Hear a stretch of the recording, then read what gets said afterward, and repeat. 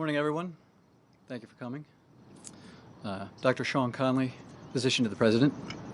This morning I'd like to start by first sharing that the President and First Family, First Lady, extremely grateful for the enormous outpouring of support and prayers that the whole world and country have been providing and sharing. I'd like to thank Colonel Andrew Barr and all the medical and support staff here at Walter Reed for their tireless efforts, providing everything and anything the medical team, the President, and I could need. This morning, the President is doing very well. As reported yesterday, in consultation with this group, I recommended we bring the President up to Walter Reed as a precautionary measure to provide state-of-the-art monitoring and any care that he may need. Just 72 hours into the diagnosis now, the first week of COVID, and in particular days 7 to 10, are the most critical in determining the likely course of this illness. At this time, the team and I are extremely happy with the progress the President has made. Thursday, he had a mild cough and some nasal congestion and fatigue, all of which are now resolving and improving. We are monitoring him very closely for any evidence of complications from either the coronavirus illness or the therapies that we are prescribing to make him better. We have monitored his cardiac function, his kidney function, his liver function. All of those are normal. And the President this morning is not on oxygen, not having difficulty breathing or walking around the White House medical unit upstairs. He's in exceptionally good spirits, and in fact, as we were completing our multidisciplinary rounds this morning, the quote he left us with was, "I feel like I could walk out of here today," and that was a very encouraging comment from the President. It's important to note the President's been fever-free for over 24 hours.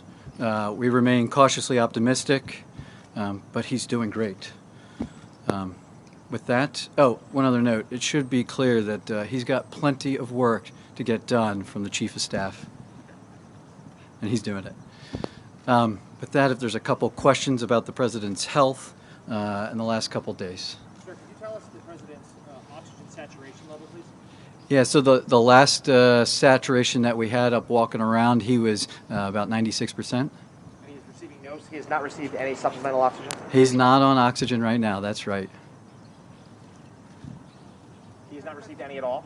He's not needed any this morning today at all, that's right. Do you have an estimated date when he might be discharged? Well, I don't want to put a hard date on that. He's doing so well, but with a known course of the illness, days 7 to 10, we get really concerned about the inflammatory phase 2.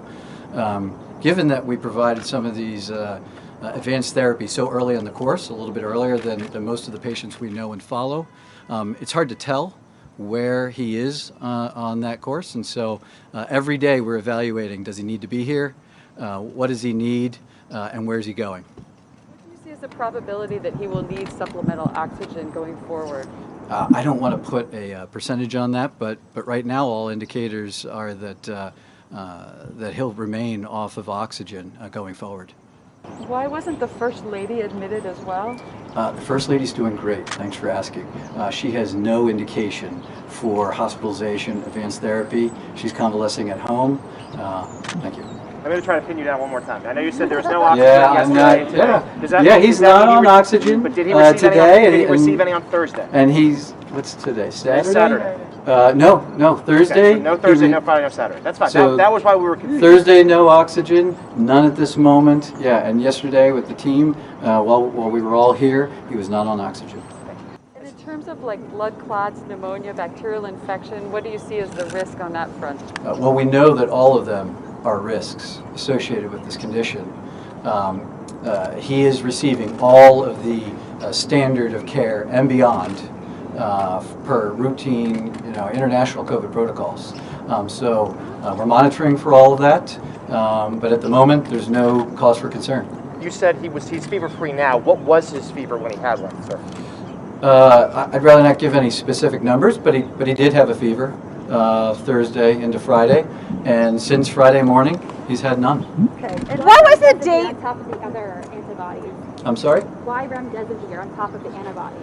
So remdesivir works a little bit differently than the antibodies. We're maximizing all aspects of his care, attacking this virus, a multi-pronged approach. As the president, I didn't want to hold anything back. If there was any possibility that it would add value to his care and expedite his return, I wanted to take it. And the team agreed, and that's why we proceeded.